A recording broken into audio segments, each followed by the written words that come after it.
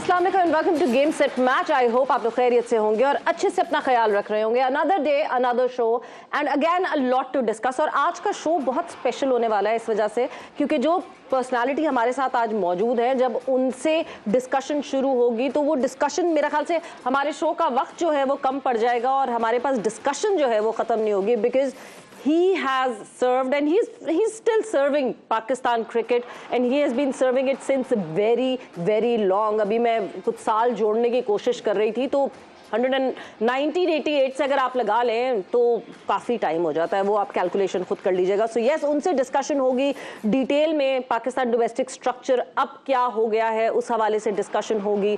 साथ ही साथ जाहिर सी बात है स्क्वाड अनाउंस हो चुका है, टीम का कैंप भी लगा हुआ है और टीम जो है वो अब रवाना होने को तैयार है। सो यस, उसके वाले से भी डिस्कशन होगी। मैं हूँ सवेरा पाशा और मेरे साथ मौजूद है फैसल इलियास। और बिल्कुल सही बात है कि सही वक्त है इस वक्त किसी सीनियर पीसीबी के नुमाइंदे और सीनियर क्रिकेटर से बात करने का, बिकॉज सेंट्रल कॉन्ट्रैक्ट्स फाइनलाइज हो रहे हैं, डोमेस्टिक का स्ट्रक्चर आपका फाइनलाइज हो रहा है, आपके मुशीर खेल जो हैं स्टैंडिंग मुशीर खेल जो हैं वहाब रियाज, उन्होंने रिटायरमेंट ली है, उन्होंने कुछ चीज़ें कही उसके हवाले से। तो आज की शो में ये सारी चीज़ें हम कवर करने की कोशिश करेंगे।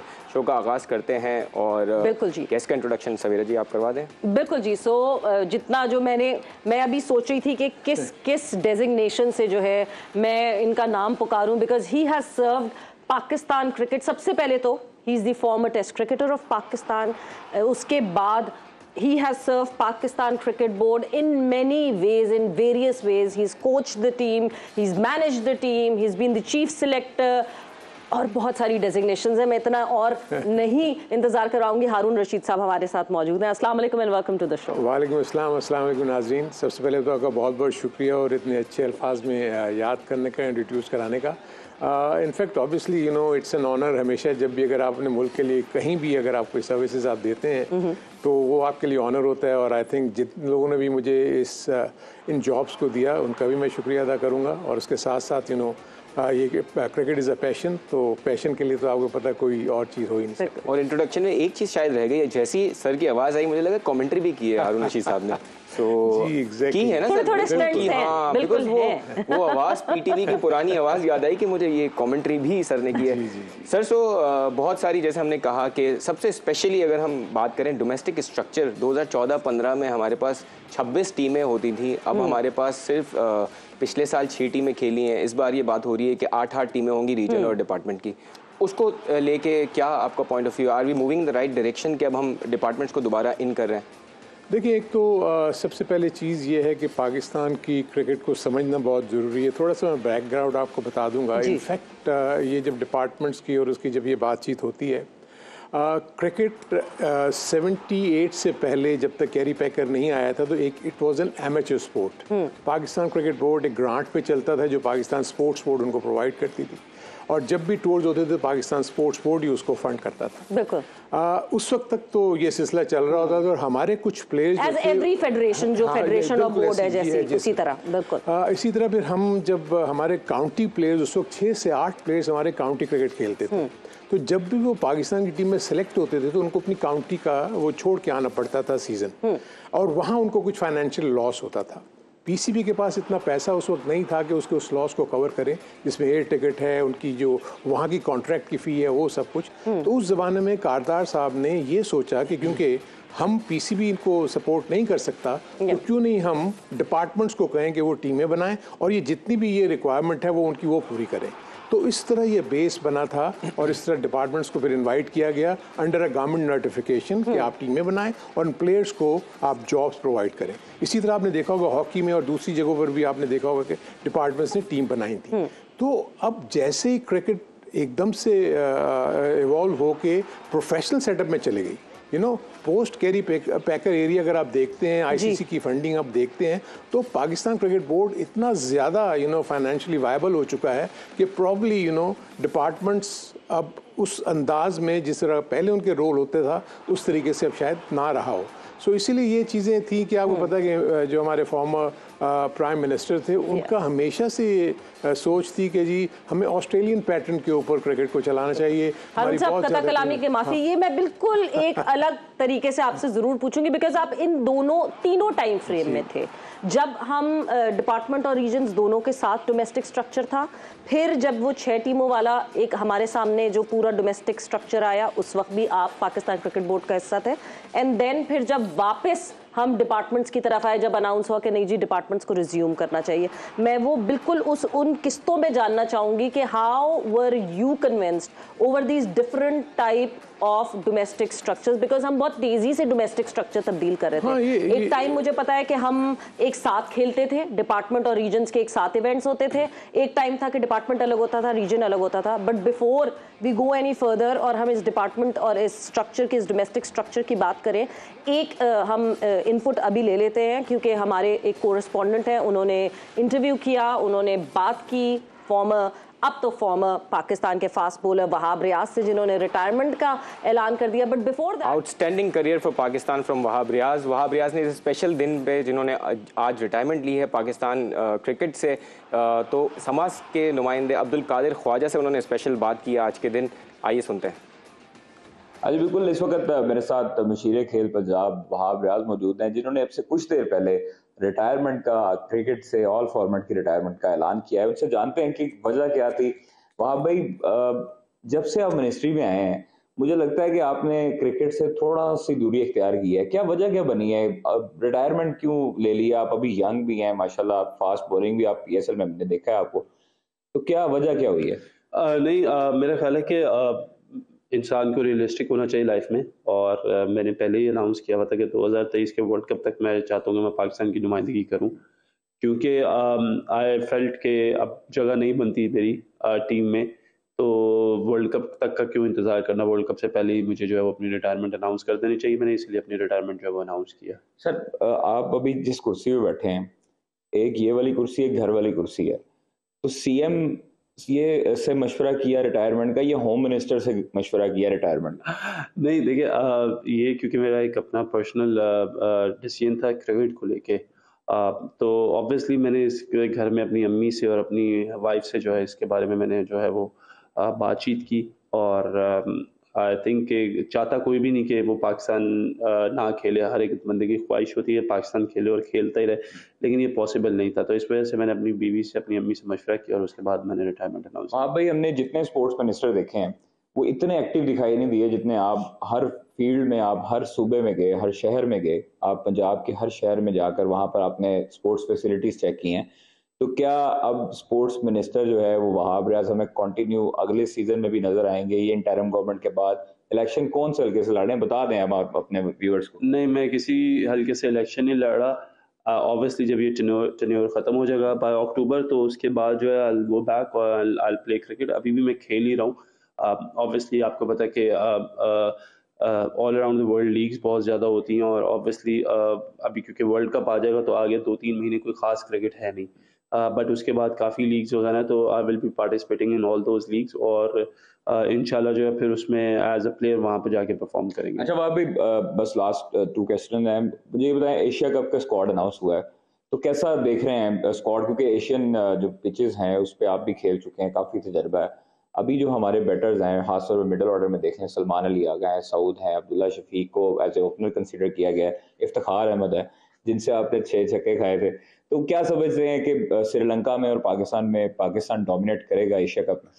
देखिए, पाकिस्तान को डोमिनेट तो करना चाहिए, पाकिस्तान की टीम अनडाउटेडली बहुत अच्छी है, बट जो भी टीम सिलेक्ट हो गई, जो भी फैसला सिलेक्टर्स ने किया, बट आई स्टिल बिलीव के there was space for Haris Sohail. उनको मिडल ऑर्डर में होना चाहिए, he is a complete batsman, और आई बिलीव के सारे ही अच्छे हैं, लेकिन आई स्टिल बिलीव कि उसकी जगह बनती थी, और probably the way Imad Wasim is been bowling and performing these days, मेरा ख्याल है इमाद वसीम का होना भी अच्छा होता पाकिस्तान टीम के लिए। सर बहुत शुक्रिया आपका टाइम देने का, और हमारे साथ वहाब रियाज मौजूद थे जिनका ये कहना था कि उनका जो क्रिकेट कैरियर था वो अपना समझते थे कि तब तक जब तक खेलते रहे हैं तब तक था, और उम्मीद करते थे कि 2023 वर्ल्ड कप तक वो खेलेंगे, लेकिन अब वो समझते हैं कि पाकिस्तान टीम के पास इतने बॉलर्स हैं कि वो उनकी कमी पूरी कर सके। So all our best wishes to Wahab Riaz, निगरा वजीर खेल पंजाब इस वक्त, और बहुत अच्छा काम कर रहे हैं। मैंने पर्सनली जब अभी रिसेंटली लाहौर के ट्रिप पे जो है मैंने देखा था कि जिस वक्त वो काम कर रहे थे और जिस वक्त पंजाब स्पोर्ट्स रमज़ान में आई रिमेंबर के जो है वो स्पोर्ट्स अरेंज किए थे, तो it was good of him कि वो he was very active with it. So all our best wishes to him. और एक बहुत यादगार करियर, एक जो मुझे इनकाउंटर वहाब रियाज का याद रहता है, that is Wahab Riaz versus Watson I believe, और वो एक इनकाउंटर था वर्ल्ड कप में गालिबन शायद। सो यस, ये यादें तो जाहिर सी बातें सारी रह जाएंगी, but moving back to the discussion that we were doing and Haroon Rashid साहब से जब हम डिस्कस कर रहे थे, but before moving to the domestic structure, Haroon साहब, वहाब ने ये कहा कि अब क्योंकि मुझे पता है कि जगह नहीं मेरी बनती है, सो जब मैं फास्ट बॉलर्स की बात करती हूँ, we have got a brilliant lot of fast bowlers, और मतलब जिस तरह शाहीन शाह अफरीदी, नसीम शाह, जमान खान, मोहम्मद वसीम जूनियर, मतलब आप नाम लेना शुरू करें और बहुत सारे ऐसे यंग लड़के हैं। आपको लगता है वहाब रियाज के स्टेचर पे आ गए हैं लड़के ये? मैं तो सबसे पहले वहाब को उसके इतने अच्छे सक्सेसफुल करियर पे मुबारकबाद देना चाहूँगा, और ये भी उसने एक रिवायत कायम की है कि खुद से रिटायरमेंट ले लेना। नॉर्मली आप देखते होंगे कि पाकिस्तान क्रिकेट में प्लेयर्स जो हैं वो रिटायर नहीं होते, वो मुश्किल से रिटायर होते हैं अगर होते। सो आई थिंक वेरी रियलिस्टिक, क्योंकि ये बात बिल्कुल सही है कि क्योंकि तकरीबन 10 से 12 इतने अच्छे फास्ट बॉलर्स का लॉट इस वक्त पाकिस्तान के मौजूद है, तो इसलिए उसने इस चीज़ को फील किया और कहा कि ठीक है, अब क्योंकि आगे का जो दौर है वो यंग भी हैं लड़के, लॉन्गेविटी है उनमें, सो वहाब रियाज ज़्यादा से ज़्यादा कितना और खेलते। और वैसे भी उनका फोकस, अब मैं देख रहा था जो भी वो बात कर रहे थे कि T20 की तरफ उनका ज़्यादा फोकस है, जो कि लीग्स होती हैं। तो आई थिंक उनका अपना पर्सनल डिसीजन था, लेकिन बहुत ही सक्सेसफुल करियर है। मेरी तो बहुत अच्छी यादें हैं उनके साथ, क्योंकि अंडर 19 में उनको जब मैंने सेलेक्ट किया था, उसके बाद ये फिर आगे जाकर पाकिस्तान के लिए खेले, और वो भी एक बड़ी इंटरेस्टिंग स्टोरी है। वो मैं आपको ऑफ दी शो बताऊंगा कि वो कैसे मैंने ऑन द शो नहीं बता सकते ऑन भी बता सकता हूँ, लेकिन वो अगर आगे वो टाइम नहीं आप बताइए। बिल्कुल हुआ ये था कि जब हम 2001 के वर्ल्ड कप में जा रहे थे, तो वहाब रियाज उस वक्त 17 ईयर्स के थे जी, और बड़े अच्छे प्रॉमिसिंग नज़र आते थे, और बहुत श्योर थे कि उनको लेके जाना था। लेकिन मेरे पास उस वक्त तकरीबन 4 ऐसे अच्छे फास्ट बॉलर्स थे, जिसमें उमर गुल भी मौजूद थे, और उसके साथ साथ जुनैद जिया और 1-2 और फास्ट बॉलर्स थे। तो मेरा उसमें उनको यही मशवरा मैंने उनको दिया था कि इस वक्त अगर हम आपको सेलेक्ट ना करें तो ये आपके बेटरमेंट में होगा, आपके फ़ायदे में होगा। वो इसलिए कि अगर आप हमारे साथ चले भी जाते हैं तो आप वहाँ रिजर्व में बैठे रहेंगे, आप खेलेंगे नहीं, आप ऑटोमेटिक चॉइस होंगी कि अगले साल या 2 सालों में ये चारों के चारों फास्ट बॉलर जिनको मैं लेके जा रहा हूँ ये ओवर एज हो जाएंगे। सो ऑटोमेटिक सिलेक्शन होगी, आप सारे मैचेस खेलेंगे और आप आगे ग्रो करेंगे। और मुझे इनके फादर के साथ तकरीबन मरहूम के साथ कोई तकरीबन 1 से 1.5 घंटा बहस करनी पड़ी और उनको कन्विंस करना पड़ा कि देखें ये मैं आपके लिए बेहतर सोच रहा हूँ, और लकीली वो मान गए। और जब वो पाकिस्तान की टीम में सेलेक्ट हुआ तो उन्होंने मुझे फ़ोन किया, बोला मैंने आपकी बात मान के बहुत अच्छा किया जो मैंने उसको नहीं भेजा। So this is how Wahab Riaz came into being. And what a passionate man his father was, मतलब he was so passionate for his son कि वो स्पेशली रोक के पूछते थे कि नहीं जी इंटरव्यू हुआ है, मेरे बेटे का इंटरव्यू हो गया या so yes. But coming back to the question, fast bowlers जो इस वक्त हैं, आपको लगता है कि अब now is the time that we should just move forward? और वहाब ने तो खुद रिटायरमेंट दे दी है, आमिर पहले दे चुके हैं, तो मोहम्मद आमिर और वहाब रियाज की जो जोड़ी थी शायद अब वो हमारी सीनियर्स और पास्ट की जोड़ी हो गई है, ये यंग लड़के जो है वो अब कमान संभालेंगे।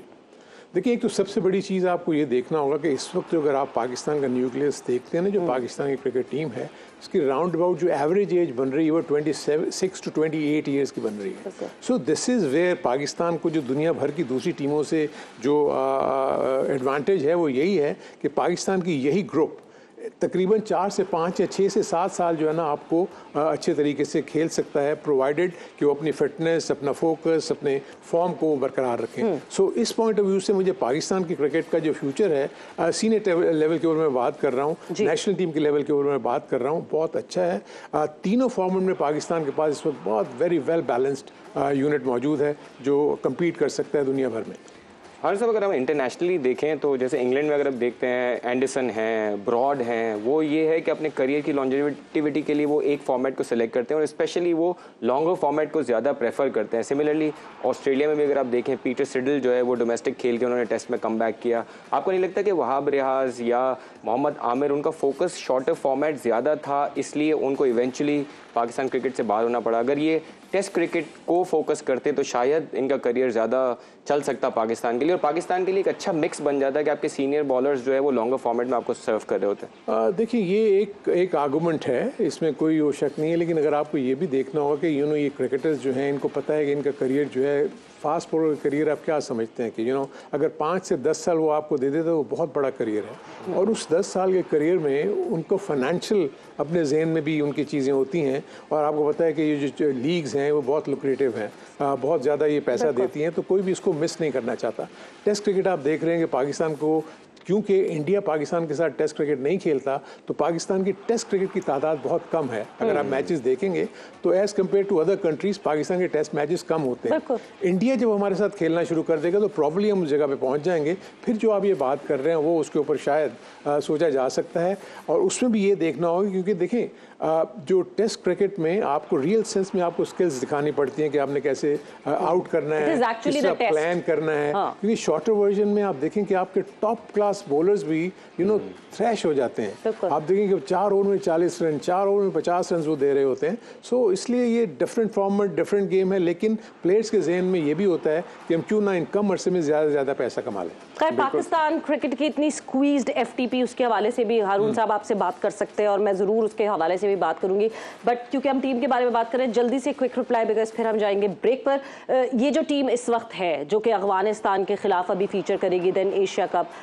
आपको क्या लगता है इसके पास पोटेंशियल है वर्ल्ड कप, टॉप 4 और विनिंग द वर्ल्ड कप? देखिए, इसमें 2-3 चीज़ें तो बहुत ही जो पॉजिटिव्स नज़र आ रहे हैं मुझे, वो ये है कि आपकी दोनों एशिया कप और वर्ल्ड कप सब कॉन्टिनेंट में है, ऐसी पिचेस के ऊपर हैं जहां पर पाकिस्तानी बैट्समैन को, बॉलर्स को वो सूट करेंगे।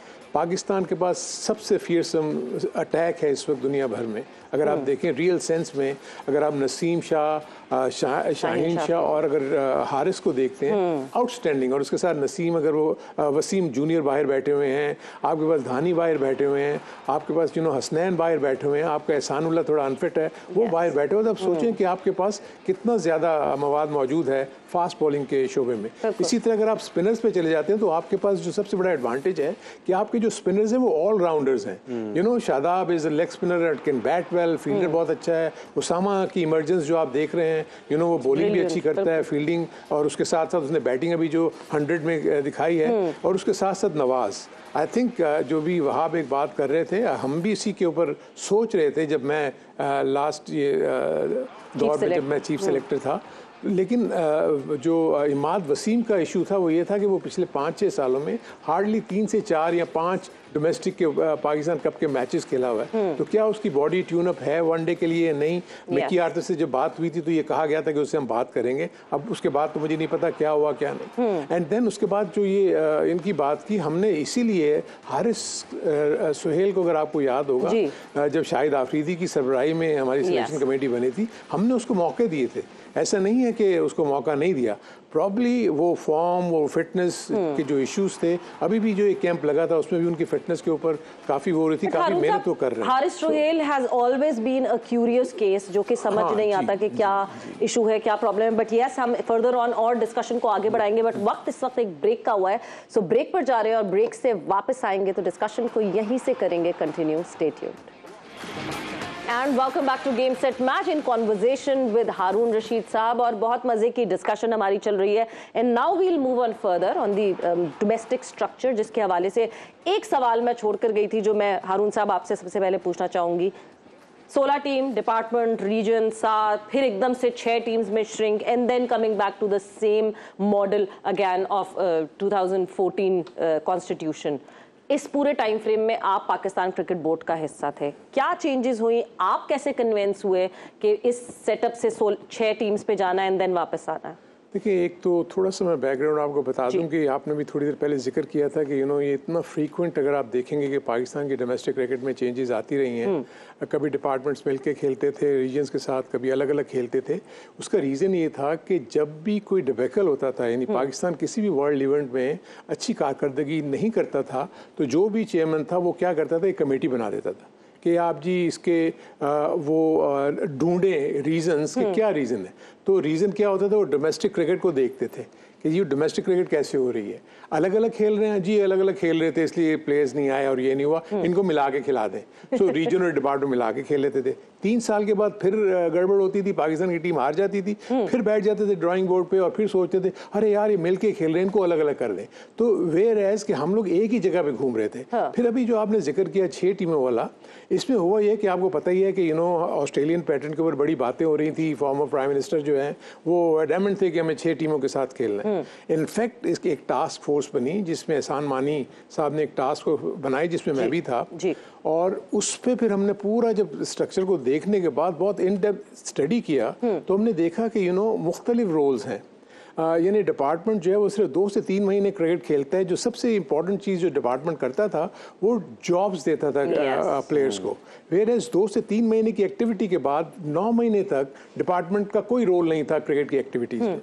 वेयर एज वो यही चाहते थे फॉर्मर मिनिस्टर कि नहीं, ये इनको पूरे साल कुछ ना कुछ वो करना चाहिए और ये रीजन्स को स्ट्रॉन्ग करें। उसके लिए फिर हमने क्या किया कि मिक्स एंड मैच का एक कॉन्सेप्ट डेवलप किया, एक हाइब्रिड स्ट्रक्चर। हमने देखा कि किसी भी टीम को हम डिस्टर्ब ना करें, हम उसको 2 डिवीजन में ले जाएं, डिपार्टमेंट को और रीजन्स को इकट्ठा कर दें, किसी की जॉब भी ना जाए, सारी चीज़ें जो एज इट इज़ कोलैबोरेशन में चले। और डिवीजन 1 और 2 का कॉन्सेप्ट आने के बाद 8-8 टीमें जो हैं वो ऊपर भी खेल रही हैं, नीचे भी खेल रही हैं। रेलीगेशन एंड प्रमोशन का सिलसिला था। जब ये कॉन्सेप्ट हम लेके गए तो वो उनको 16 टीमों से 8 टीमों का तो कॉन्सेप्ट पसंद आ गया, क्योंकि वो टीमें 8 और 8 ऊपर नीचे हो चुकी हुई थी।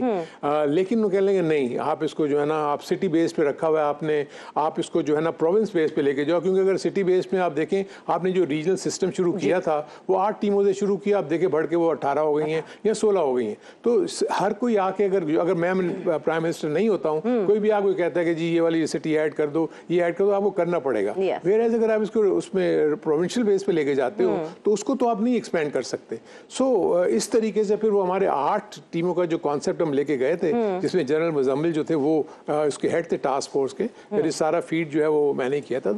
इस तरीके से वो 8 का जो कॉन्सेप्ट था वो उन्होंने एक्सेप्ट नहीं किया और 6 टीमों के लिए कहा गया। तो फिर दोबारा आके हम ड्राइंग रूम पर बैठ के हमने फिर सोच के फिर 6 टीमों का कॉन्सेप्ट हम लेके गए, जो कि बदकिस्मती से हम तो वो जैसी वो लगा लॉन्च हुआ तो हम लोग वहाँ नहीं रहे, और बाद में जो 4 से 5 साल जो वहाँ सिलसिला चला उसको सही तरीके से मैनेज नहीं कर सके। हारून साहब, हमारी परफॉर्मेंसेज अगर देखें हम लॉन्गर फॉर्मेट में हमने अच्छा नहीं परफॉर्म किया। अगर आप आखिरी के 2 टेस्ट मैचेस हटा दें, उससे पहले बाबर की कप्तानी में आप लगातार हारते रहे। आप इंग्लैंड से होम सीरीज़ हारे, आप ऑस्ट्रेलिया से हारे, साउथ अफ्रीका सीरीज़ आपने जीती थी, उसके बाद आप हारते गए।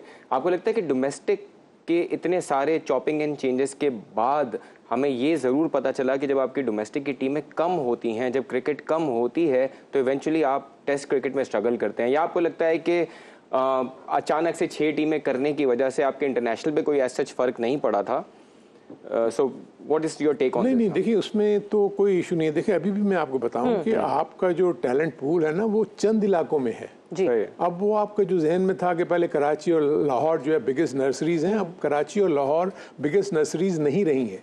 अब आप केपी से देखेंगे जितना ज़्यादा इन्फ्लक्स इस वक्त केपी से आपको मिल रहा है पाकिस्तान की टीम में। एक वो ज़माना था कि सारा पंजाब यानी लाहौर और कराची से प्लेयर्स होते थे पाकिस्तान की टीम में, अब सारे के सारे आप प्लेयर्स देखेंगे कि सारे केपी के से हैं और डोमेस्टिक में भी इन्हीं की टीमें जीतती हैं, इन्हीं की उसमें देखिए। और इसी के साथ साथ जो आपने कहा ना 6 टीमों के, हमें तो 5वीं टीम बनानी मुश्किल हो जाती थी। आपको याद होगा एक कॉन्सेप्ट था पेंटेंगलर का, इसमें हम 4 टीमें रखते थे जो टॉप थी और एक हम 5वीं टीम बनाते थे, तो 5वीं टीम के लिए प्लेयर्स नहीं मिलते थे। आपको बलूचिस्तान को प्लेयर्स फीड करने पड़ते हैं, आपको बहुत सारे ऐसे जो प्रोविंसेस हैं जहाँ पर टीमें वो नहीं बना सकते, उनको हमें प्लेयर्स देने पड़ते हैं। सो ये एक इशू था। अब मैं आपको देखें ना, इसी का डीमेरिट्स पॉइंट भी हैं। जो ग्रेड 2 क्रिकेट होती है, आपको याद होगा रीजन्स की जो क्रिकेट होती है, डिपार्टमेंट्स के प्लेयर्स को अलाउ किया जाता है वो खेलने के लिए। एक मैं आपको इंसिडेंट कोट कर सकता हूँ कि जब लास्ट ये था, जब ये 2014 के कॉन्स्टिट्यूशन का सीजन, तो फैसलाबाद और कराची ग्रेड 2 के फाइनल में पहुंची और इस फाइनल में जो 22 प्लेयर्स खेल रहे थे उसमें 20 प्लेयर्स ऐसे थे जो डिपार्टमेंट से बिलोंग करते थे। फैसलाबाद की टीम वो टूर्नामेंट जीत गई, क्वालिफाई कर गई ग्रेड 1 के लिए। The moment they qualified for the grade 1 अपने 11 प्लेयर्स से वो महरूम हो गए, क्योंकि वो 11 के 11 प्लेयर्स जो थे वो SNGPL से खेलते थे, जो अगले साल उन्होंने ग्रेड 1 खेलना था। तो फैसलाबाद कहाँ से वो प्लेयर्स प्रोड्यूस करेगी जो जाके कम्पीट करेगी? वो खेली और उसके बाद दोबारा रेलीगेट कर गई। सो इसको तो बहुत गौर और खौफ से सोचने के बाद वो करना चाहिए। अभी भी जो ये कॉन्सेप्ट लेकर आए हैं तो हमने पुराना ही कॉन्सेप्ट वापस लेकर आया ना, कोई नया कॉन्सेप्ट तो नहीं है। फिर अभी भी जो कॉन्सेप्ट है जरा हम थोड़ा सा उसको एक्सप्लेन भी कर दें साथ साथ के अब जो कॉन्सेप्ट आया वो हम वापस उस कॉन्सेप्ट को लेकर आए जो 2014 में हमने होता हुआ देखा था कि रीजन्स एक तरफ हैं, डिपार्टमेंट्स एक तरफ हैं। रीजन्स अपना अलग खेलेंगे, डिपार्टमेंट्स अलग खेलेंगे। ग्रेड 2 में अलग बट गए हैं। ग्रेड 2 के इवेंट को पहले नाम नहीं दिया जाता था, अब हनीफ मोहम्मद ट्रॉफी के नाम से जो है वो कहलाई जाएगी। आप अगर स्क्रीन पे भी दिखा दें तो साथ साथ हम इस बारे में बात करते जाएं।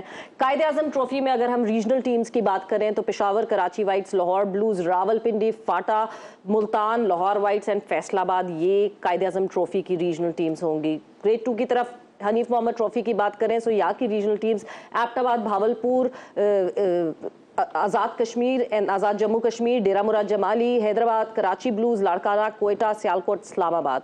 एंड देन अलग से अगर आप प्रेसिडेंट्स कप की बात से प्रेसिडेंट्स ट्रॉफी की बात करें तो प्रेसिडेंट्स ट्रॉफी में डिपार्टमेंट्स खेलेंगे और डिपार्टमेंट्स टोटल 8 डिपार्टमेंट्स होंगे जिसमें से 7 अभी तक डिसाइड हो गए। SNGPL, SSGC, KRL, वापडा, PTV, NBP, SBP और एक डिपार्टमेंट अभी बाकी है जो कि डिसाइड होना है। So this is the complete format. और इसके बाद फिर जो अंडर एज क्रिकेट है उसकी अंडर 16 अलग होगा, अंडर 13 अलग होगा, अंडर 19 अलग होगा। सो ये तो हो गया, बट यही इशू, मैं हारून साहब फिर से वापस आपकी तरफ आती हूँ कि यही इशू एक सबसे बड़ा मसला होगा कि डिपार्टमेंट्स ऑब्वियसली मसला सबसे बड़ा यही था कि दे यूज्ड टू पे वेल, उन्होंने नौकरियां दी हुई थी, तो जो क्रीम होती थी सारे प्लेयर्स की वो चली जाती थी डिपार्टमेंट्स में, और रीजन्स जो हैं वो फिर अपने मेन प्लेयर्स से उनके हाथ में मेन प्लेयर्स होते ही नहीं थे अपने। देखिए यही तो वो इशू है जिसको मैं थोड़ा सा फर्दर मैं आपको एक्सप्लेन कर दूंगा। अब होगा क्या, जो मैं इस सिचुएशन को देख रहा हूँ, क्योंकि अलग अलग करने से क्या होगा कि जब डिपार्टमेंट की क्रिकेट चल रही होगी तमाम के तमाम प्लेयर्स वहाँ डिपार्टमेंट से खेल रहे होंगे। द मोमेंट रीजन की क्रिकेट चलेगी वही डिपार्टमेंट के प्लेयर्स जो हैं वो अपने रीजन को रिप्रेजेंट कर रहे होंगे। So there will be a duplication. आपके नए प्लेयर्स का ऊपर आना जो है वो इतना आसान नहीं होगा। सो इसीलिए मैं फील करता हूँ कि अब देखें ना कि जो रीजनल अच्छा प्रोविंसिंग प्लेयर अगर ऊपर आ रहा होगा, लेकिन जो की पोजीशंस हैं वो तमाम डिपार्टमेंट प्लेयर्स के पास होती हैं। एक फ़र्क जो मुझे भी नज़र आ रहा है वो ये होगा कि पीछे PCB ने डोमेस्टिक क्रिकेटर्स की जो कि रीजन से खेलते थे इतनी ज़्यादा उनकी तनख्वाहें कर दी थी, उनकी मैच फीस बहुत ज़्यादा बढ़ा दी थी।